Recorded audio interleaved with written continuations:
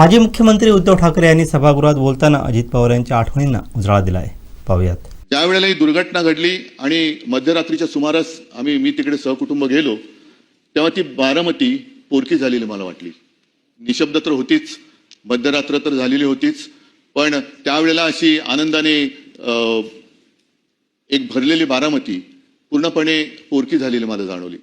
हे माणसाचं वैशिष्ट्य असतं. अर्थ खातं तर त्यांनी सांभाळलंच, पण जेव्हा लॉकडाऊनमध्ये मंत्रालय बंद होतं आणि जवळपास अर्थचक्र थांबते की काय अशी परिस्थिती होती, त्याही वेळेला या माणसाने कसा काय तो समतोल साधला, कोणती योजना बंद पडू न देता महाराष्ट्राचं अर्थचक्र सुरू ठेवलं. हे फार त्याला एक कसब लागतं, कौशल्य लागतं, जे अजितदादांकडे होतं. कर्जमुक्ती तर आम्ही आधी केलीच होती.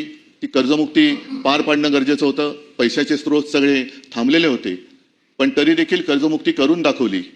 शिवभोजन ही गोरगरिबांसाठी जी योजना आम्ही सुरू केली होती, ती 10 रुपयाची थाळी ही 5 रुपयात करणं हे गरजेचं होतं.